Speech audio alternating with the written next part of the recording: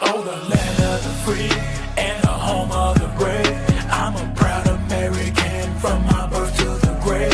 47's the top, took a bullet for all. Didn't flinch, didn't run, still he answered the call. And we said, be tight, be tight, be tight. Officer Tatum show. Be tight, be tight, be tight. Officer Tatum show.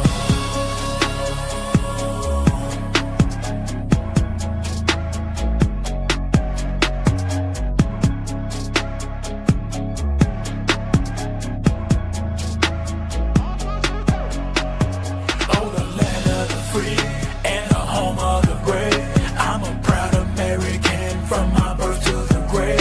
47's the top, took a bullet for all. Didn't flinch, didn't run, still he answered the call. And we said, be tight, be tight, be tight. Officer Tatum show. Be tight, be tight, be tight. Officer Tatum show.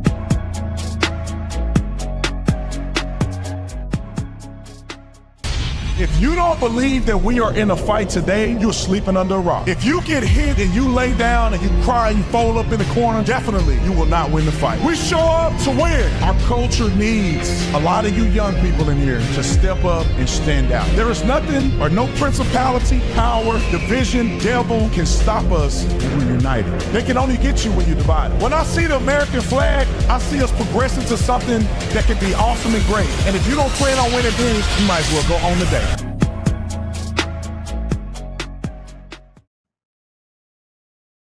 Ladies and gentlemen, ladies, welcome back to the Officer Tatum Show.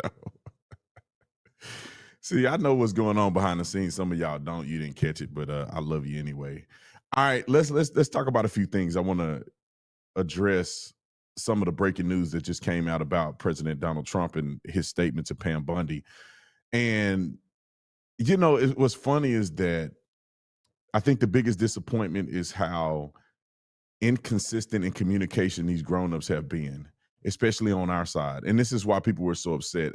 People weren't really, to be honest, I don't think people were just as upset or as upset about Epstein itself or about the covering up of pedophiles thing. I think that people were open to say, what do we have here? Let us know what we have and let us be the judge of what we think about the evidence that's presented. I think that every single person under the sound of my voice would have been perfectly fine with Trump saying, I can't because of this. And people honestly trust Trump enough to say, okay, man, he's acting in the best interest of the country. I don't think he's doing it to cover anything up. He could give us a little bit here and say, I can't release it because of national security issues. Here's exactly why. I think a lot of people would have a feeling about it, but most people will accept it. What he did the other day is what the problem was. We don't know what's out there. We just want to hear y'all tell us that there's something or nothing. We don't want to get gaslit by our own government. But Donald Trump, maybe because he heard the backlash a little bit, I don't know, maybe somebody gave him some really good advice. Maybe Charlie Kirk called him and said, Donald Trump, hey, check this out. I think it's invaluable for you to kind of get back on the right course, and you can shame the devil, which is the Democrats, if you just do this one thing. So what did Donald Trump do? Pull a clip up. This is what he said about Attorney General Pam Bundy, and I think you guys will find this to be interesting. Clip one, roll it. Been released? Not to my knowledge, and that's a question for the Attorney General, as I said, and the President has told the Attorney General if they have any more credible evidence, they should release it. Is that evidence, would she have to run that by the President before she released it? I don't think so. He said if she has any more credible evidence, she should release it. You're on. Go ahead. Thank you. So there you go. the young lady herself, who's been absolutely tremendous, Caroline Levitt, just said that she was privy in the conversation that Donald Trump said, Pam Bundy, if they have anything relevant, she should release it. Now, Pam Bundy was watching me right now. I'm not going to spend too much time on this today. I got stuff to do. But if Pam Bundy was watching me today, I would tell her, ma'am, do you need help? Do you need ChatGPT to help you? Do you need me to get on the phone with you to consult? Do you need some expert to give you a PR lesson on how to present this information or the lack thereof? Please do it right this time. Donald Trump is sort of kind of pushing himself away from it. People will forgive and forget about Donald Trump because there's going to be, when I say Donald Trump's fault, because he's going to do some more tremendous stuff. There's a lot on the horizon. There's a lot of things that can happen in our government. Donald Trump is doing a lot of great things, and people are going to forget this Epstein thing. But Pam Bundy, the ball is in her court. Can she roll this thing out properly? Sit down with Kesh Patel and them and have a conversation. Y'all can talk over coffee. I don't know. Y'all need to go to the Oval Office. Tell Donald Trump, can y'all get one of them private rooms so y'all can just have a secure conversation? Can you please come together on one mother freaking accord and present something reasonable to the American people so we can go on about our business? Can you please do that? Goodness gracious. We want to move on. All right, I just want to point out the hypocrisy from the Democrats. Then we're going to get to a couple of other interesting stories. The main one is going to be Shane Gillis.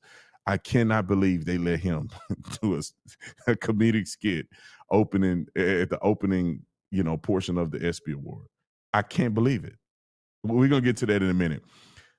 These Democrats are lying sacks of horseflies. And the reason that I say that is because we haven't heard anything from the Democrats about Epstein until recently. And the only reason I'm making this out, because I don't care about what they say. I don't really care. I think that we are dominating them. But because your mom and them may be watching this stuff on the news, or you may go to dinner with somebody and your woke friend who still wear a mask in a Tesla, or like I saw the other day, I'm in Florida wearing a mask on the beach like a dummy. Maybe they still stuck on stewheadness, and you have to be able to present some factual information to them. So let's play a couple clips from the Democrats who never really said anything about this, and now they're presenting this, and they have been called out on the news multiple times. Wrote a clip. Congressman, you could have gotten that from 21 to 25 when Democrats controlled the DOJ. Why? It was a crisis then. It's a crisis now. Why didn't Democrats call for it from 21 to 25? So, I mean, you'd have to go back and look specifically at particular prosecutorial decisions and what was taking place in terms of the other cases. So I don't know. We could try to reconstruct that record. But the point is that Donald Trump is the one who has led the crusade to say that that Epstein, who was his very close friend, and there's all kinds of pictures of them. I'm finna cuss. Y'all pray for me. I want to cuss. Trump should be able to sue people for saying this stupidity. Epstein was not Donald Trump's very close friend. There is actual record that Donald Trump banned Epstein from coming to Mar-a-Lago. Donald Trump banned and cut off his relationship with Epstein a long time ago when he realized he was a weirdo pedophile. I don't know if he knew he was a pedophile, but he was a weirdo. He was doing creepy stuff, and Donald Trump said, I want nothing to do with you. You are no longer allowed to come to my resort. Period. That's on record. Everybody and their mama know that. And they on TV talking like this. Trump should sue their socks off. Anyway, roll it. Look, I think this one surprised me a bit because of all these complaints online going after Trump and the Epstein files. You might think his approval ratings were going down with Republicans.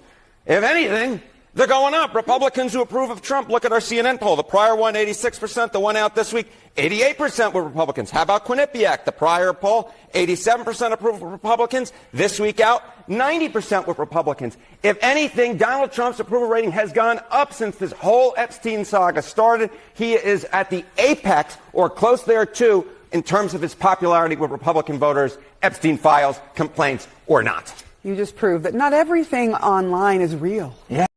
Okay. Now, that wasn't the clip I was looking for, but I can speak to this clip real quick. You know why I think this is happening? Because most rational people don't care about Epstein. I'm just being honest. I think that there's a lot of people that are confused about the situation that want clarity. They don't like what Trump had said about it, but the average person don't care about this pedophile who killed or may not have killed himself. Most people are not going to live and die on the fact that there's people in the government who may have been on his island or may have been somebody he worked with.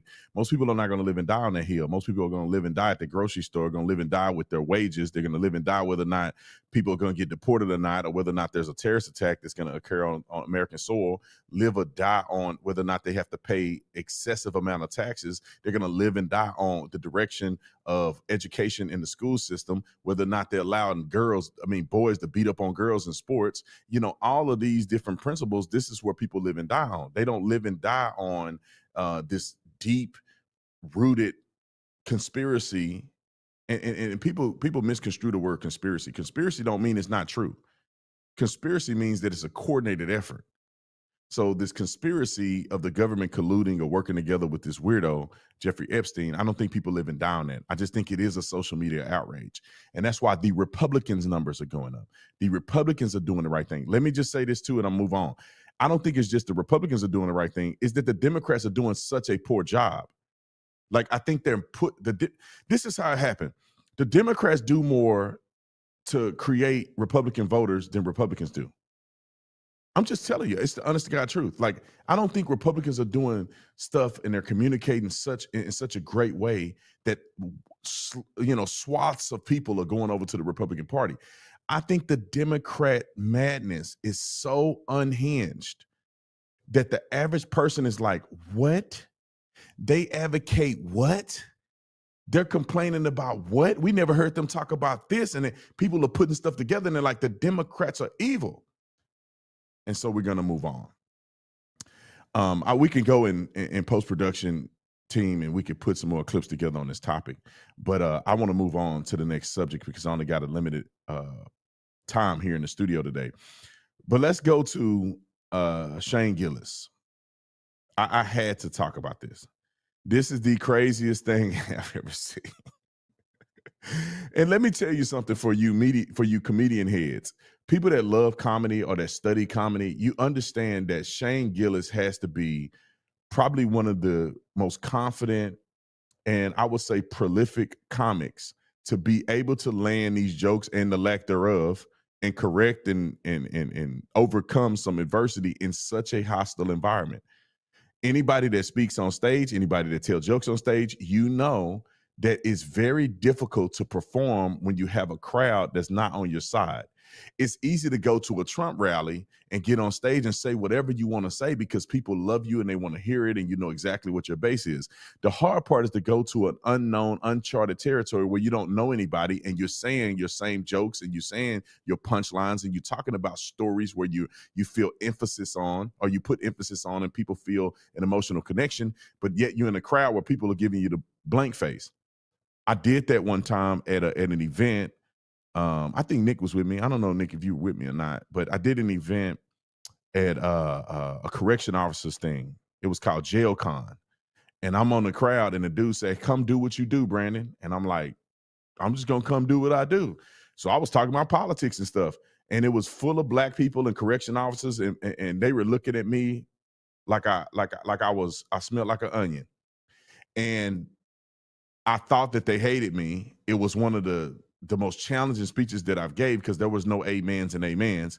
And then when it was all over, the people that were giving me the worst look came up to me and said, Brandon, we loved it. You know, this was an incredible speech. And I'm like, what? What do you mean, bruh? You guys were killing me up there. I didn't know if what I was saying was resonating. You guys give me the blank face.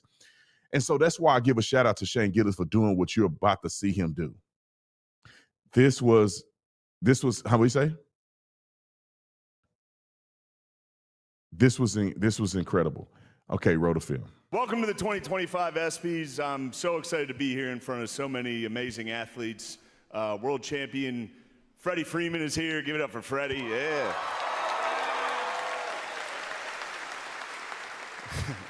WNBA legend Deanna Taurasi is here. Give it up for her. My bad on that. Megan Rapinoe could not make it tonight. Nice. No, we're going to pretend she's a good time. All right. Donald Trump wants to stage a UFC fight on the White House lawn. The last time he staged a fight in D.C., Mike Pence almost died. He gets some laughs, though. Nah, you don't have to do that. It was fine. I didn't write it. Actually, there was supposed to be an Epstein joke here, but I guess it got deleted. Must have probably deleted itself, right? Probably never existed, actually. Let's move on as a country and ignore that. Four-time WNBA All-Star Brittany Hicks is here. Give it up for Brittany, everybody. I'm joking around. That's my friend's wife. I knew none of you knew WNBA players. That's crazy. You clap for that. Joe Rogan actually wanted me to be here to host this award show so that I could capture Adam Silver because Joe thinks he's an alien. And Donald Trump wanted me to be here to capture Juan Soto for the same reason. It's an alien joke. What you booed up there, dude? Shut up. Shador Sanders had his jersey number retired at Colorado this year, and people are saying it's because of nepotism, because of his father, and it's not. It's because he went 13-12 over his career, and he almost won the Alamo Bowl. Definitely not nepotism, right? All right. It's a big year for the WNBA. I love Caitlin Clark. Yeah, hell yeah.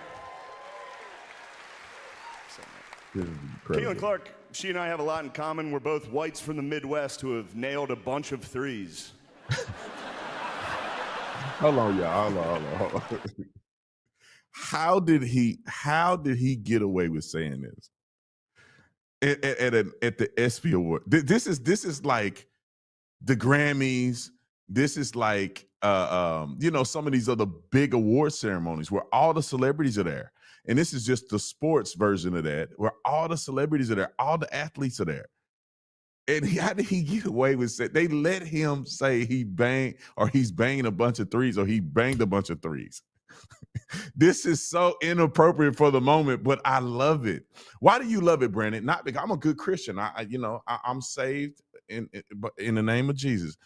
But I love the art of comedy. I love the art of pushing things to the limit when it comes to telling jokes. These are jokes. They're not meant to be honest and real, and they're meant to make you laugh and make you think. Anyway, I'm going to let it continue, but I was shocked that he got away with that. I was like, where is he? He's at the ESPY Awards? Wrote a clip. All right. There you go. Lighten up a little. This is not serious. We'll see about this one. When Caitlin Clark retires from the WNBA, she's going to work at a Waffle House so she can continue doing what she loves most, fist-fighting black women. Yeah, hell yeah. Who yelled? Drewski? Thank you, bro. Oh, John Jones. Yeah. I was at the Eagles game, the Super Bowl when they won, and it was not, yeah, go Birds. It was halftime of the game, and we looked up, and you could see Donald Trump. He was sitting in the suite, like at the 50-yard line. You couldn't see him, but you could see like his silhouette. You know what I mean? He was just. Also, can we stop pretending Donald Trump knows ball? It's like a weird thing where they're like, man, he loves sport. He doesn't know anything about sports. Every time a team comes and visits the White House, he's like, and you must be the guy who catches. It's like, look at these guys, big guys, black guys. And that's just when the New York Liberty visited. They didn't visit. That's just a joke.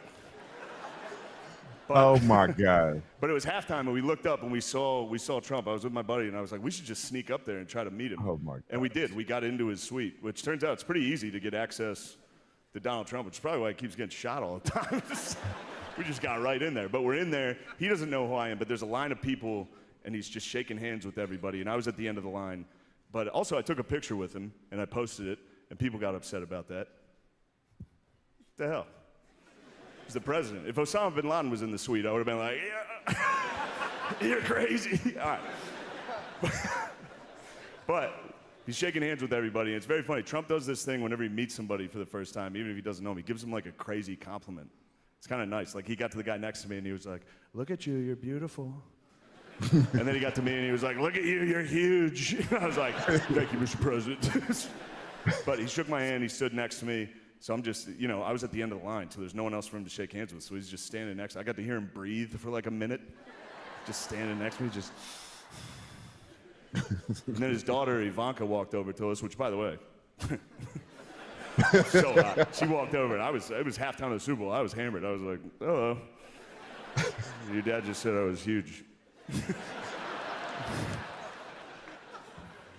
So now it's me, Trump, and Ivanka. They're not talking to me, obviously, but I can overhear what they're saying. And Trump goes, Ivanka, how would you like to meet the president of soccer? And sure enough, the president of FIFA soccer was also in the suite with us. He was getting like nachos. And Donald Trump just looks at him and goes, you. And the guy put his plate down and walked straight to us. And then Donald Trump didn't even look at him. He just kept talking to his daughter, and he goes, this is the president of soccer. And they gave us the World Cup, and they did that because of me. And then he walked out of the room. It's just me and the president of FIFA looking at each other like, that was crazy. Oh my goodness, bro. I did not think it was that funny. I just seen a couple clips, and watching that is insane. Is there another clip of this? Okay, play the Deshaun Watson one. Oh my God, dog. Y'all got to see the full thing. I think this is just a part of it, right? It's 12 minutes long.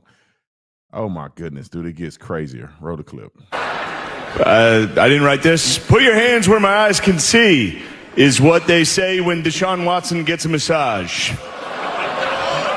I disagree as well. I swear to God, I didn't want to tell it. Bruh, just so y'all know, I don't know, Nick, you can hear it. Like the volume is different in the two clips, but that was hilarious. That was hilarious. I have to say the fact that he can make fun of every single person is hilarious. Let me tell y'all the biggest part that made it funny to me. And don't judge me. I know the people of the melanin are going to be mad at me for saying this, but I like the fact that he could make fun of black people. I'm just being honest, because it feels like in comedy today, black people make fun of white people all the time. Every black comedian is trashing white people all the time, and sometimes it's incredibly funny. I mean, no matter where you stand on the spectrum, sometimes if it's funny, it's funny. They trash white people all the time, and white people seem to trash everybody but black people. And they won't tell a black joke. They won't make fun of black people or nothing. And for Shane Gillis to literally make fun of Deshaun Watson, talk about the Waffle House where Caitlin Clark is fighting black girls at the Waffle House. I mean, going on and on. Shadur Sanders was the biggest one. Somebody making fun of Deion Sanders in the sports world is insane.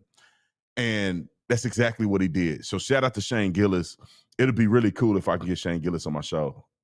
And I know Nick is, he probably passed out if Shane Gillis comes on the show because he's probably Shane Gillis' biggest fan. He said, yep, in the background if y'all can't hear him. I think he cried a little bit. All right, it's going to be all right, Nick. You don't have to cry, bro. Shane Gillis will give you a T-shirt or something. No, I'm just kidding. But let's go on to the next thing that I want to talk about before I run out of time here. The ICE troll. Tell me why, and I think it's a brilliant idea, and it's almost an insult to injury.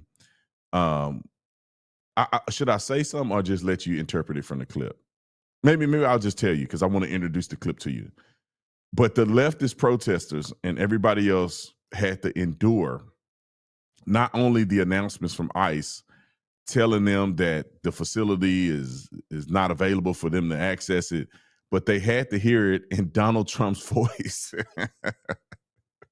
I don't know if they had Donald Trump record this on the weekend or they used AI, but this is absolutely hilarious. Every announcement that is announced against Democrats or liberals or leftist nut jobs need to be in Donald Trump's voice.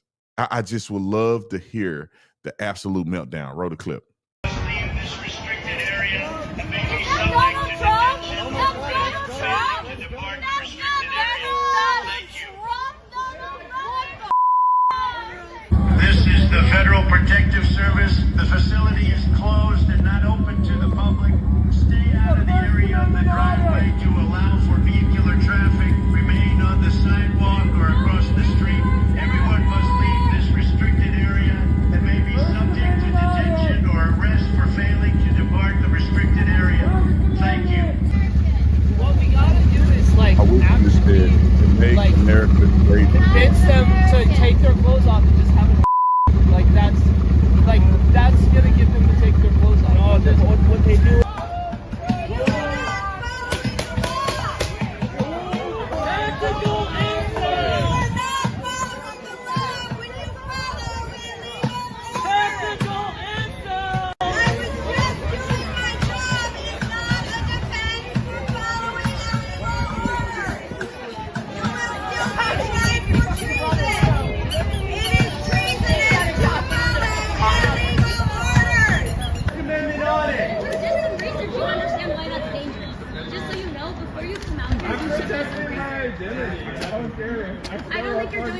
All right, that's enough of that.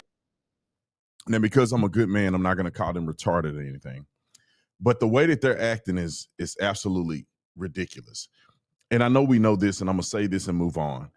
We are talking about people who are protesting, who never protested under Barack Obama's administration or any other administration. They only protested under Trump's administration.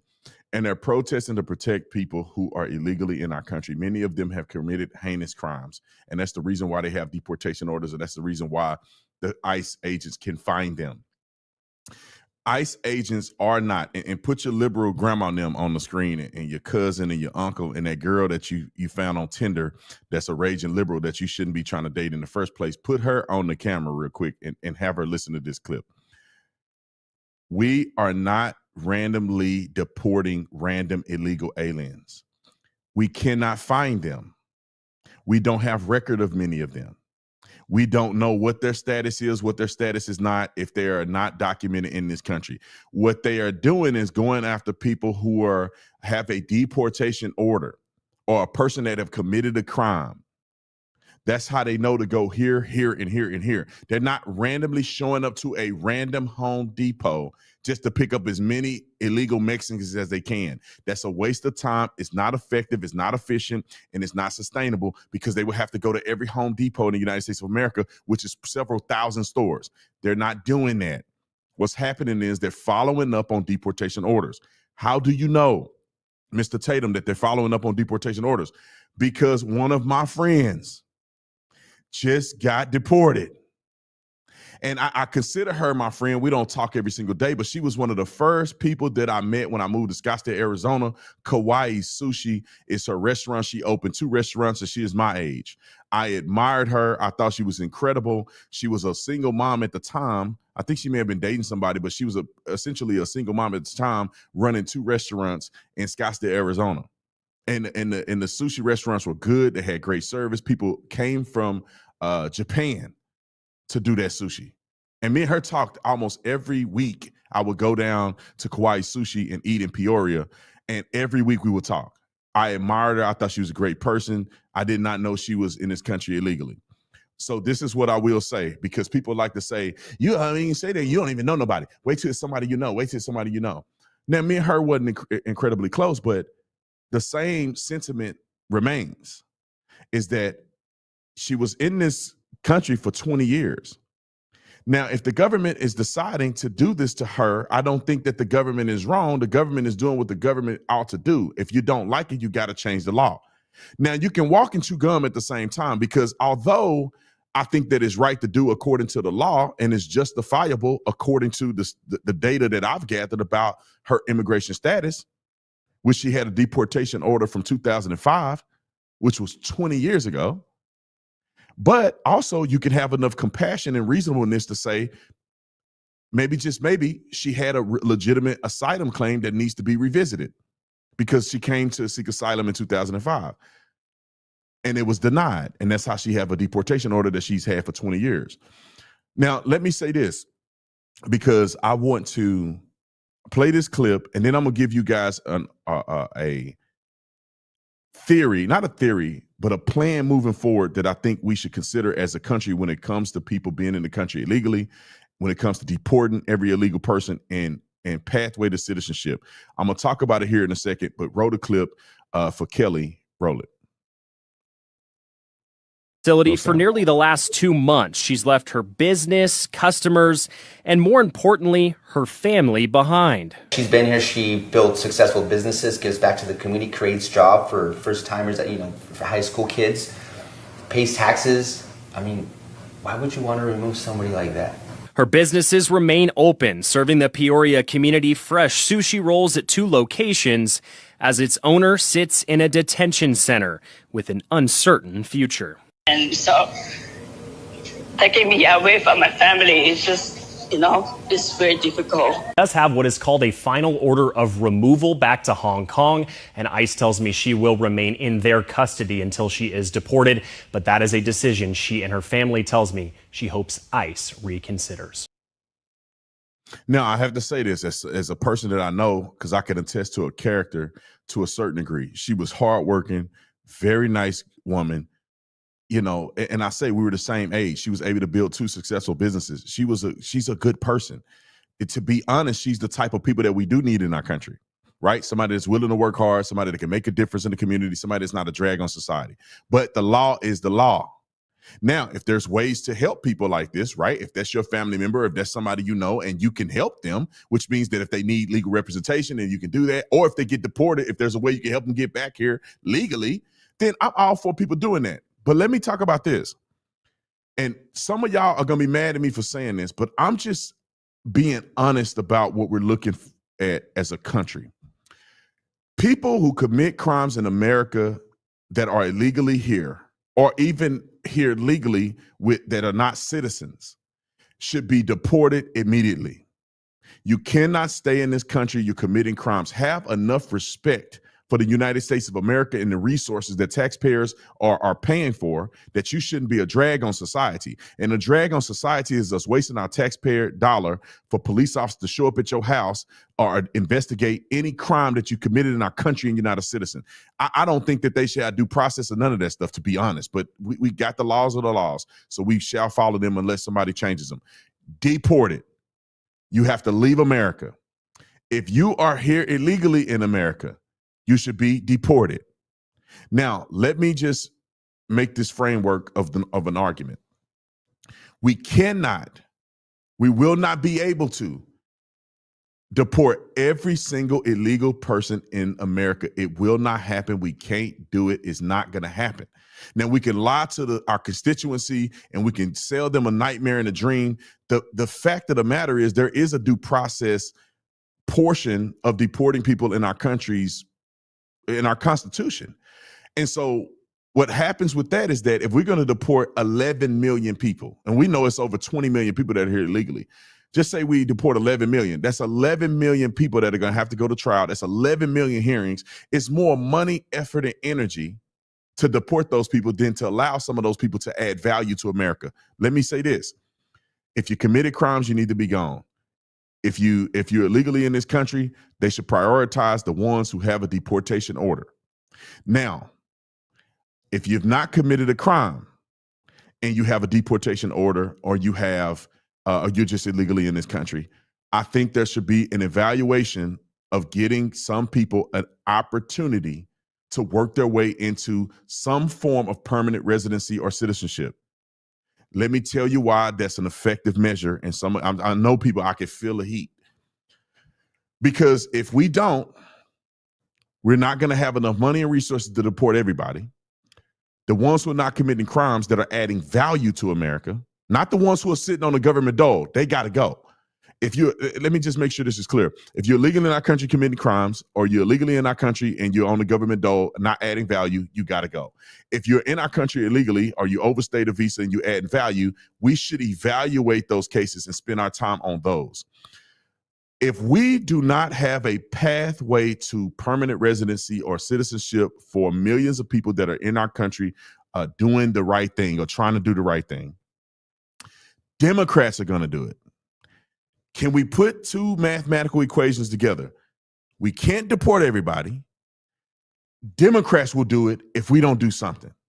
And whoever gives some remnants of a pathway for illegal people who are in this country that are trying to do the right thing, that are adding value, that voting block of people are going to associate themselves with whichever party that makes a move first. And I don't think you should give them amnesty and all that stuff like off the bat, but I think we can work a process where we can get people on a pathway, meaning that if you have to pay some type of restitution to the country, if you have to be crime-free, kind of like I forget the thing that Obama did, but if you can remain crime-free, if you are working, if you're educated, if you're adding value, and you can prove that, and you have to do that over 5 to 10 years or so, then you can have the opportunity to reapply for something. I think that's the best way forward. Because if we don't do that, what's going to happen is we're going to spend a lot of money and resources deporting people that are just going to end up coming back over here in another way, or we're going to miss the opportunity. A Democrat is going to get in office and they're going to find a way to give mass amnesty.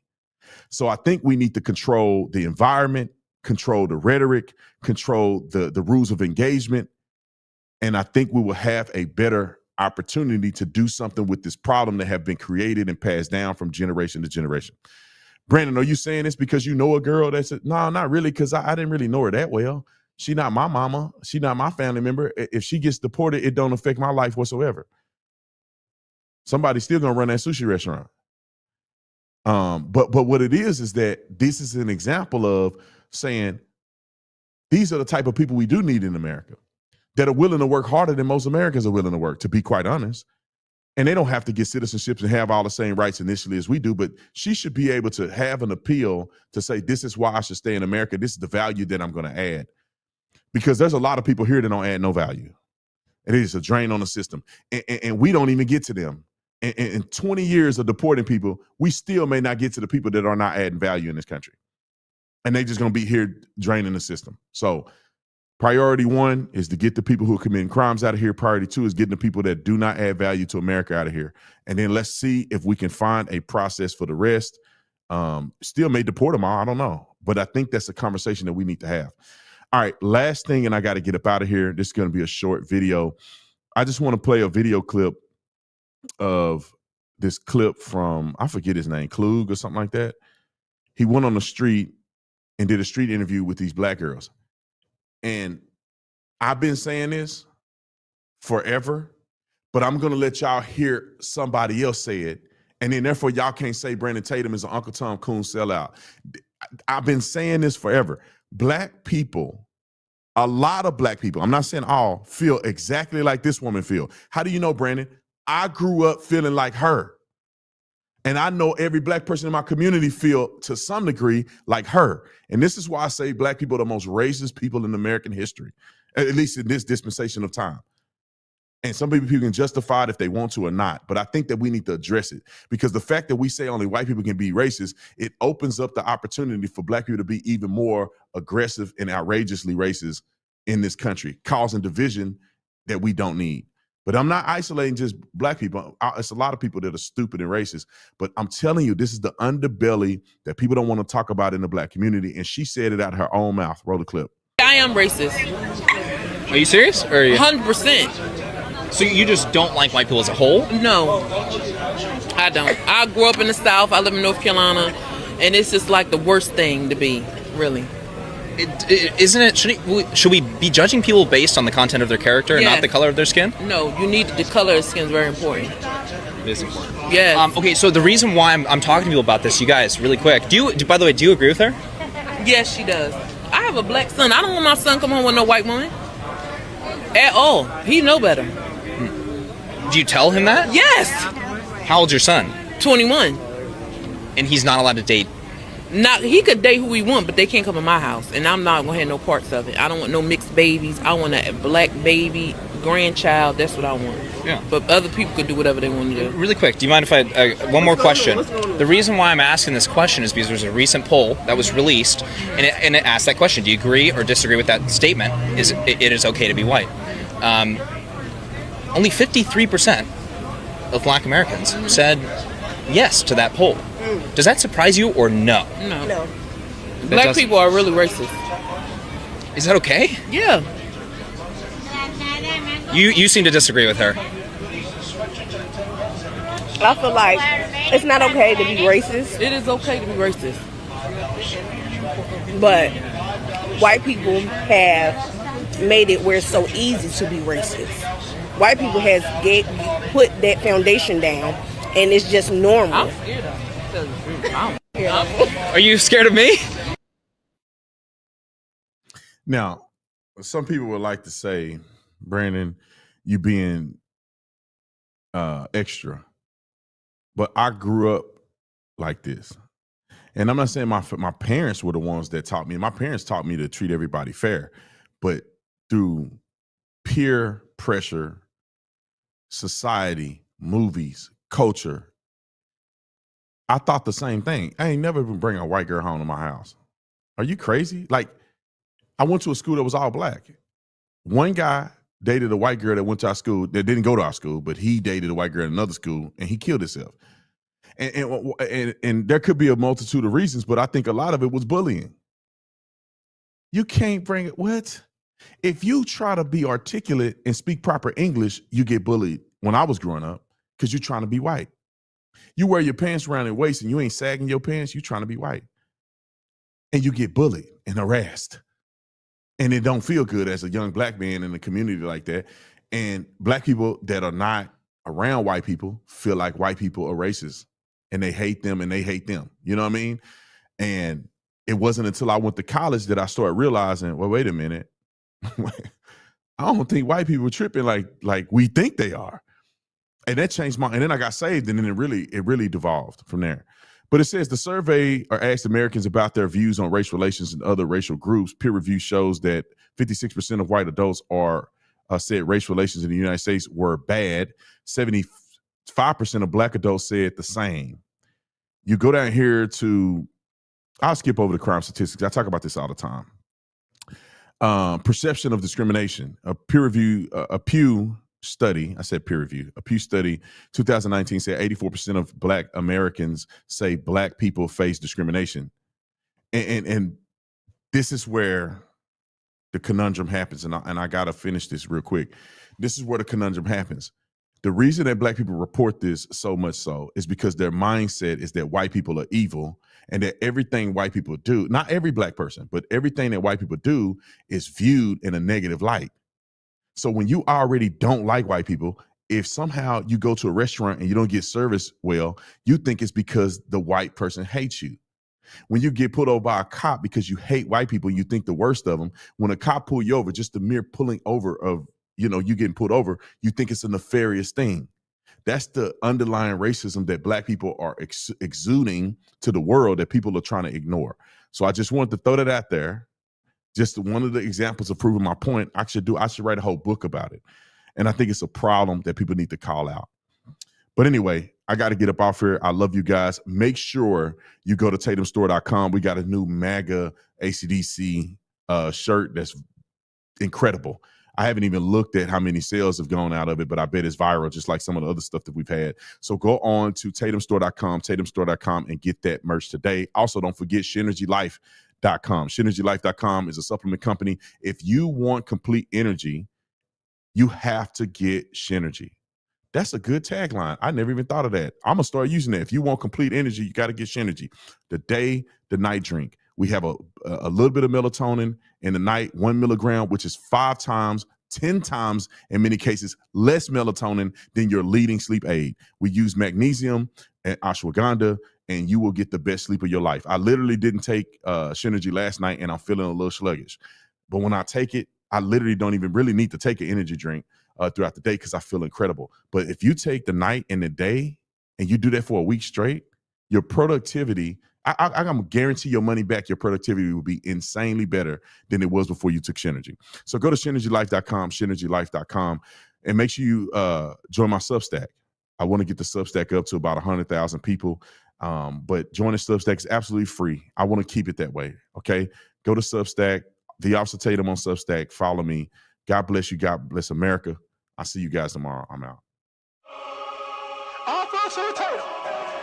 Oh, the land of the free and the home of the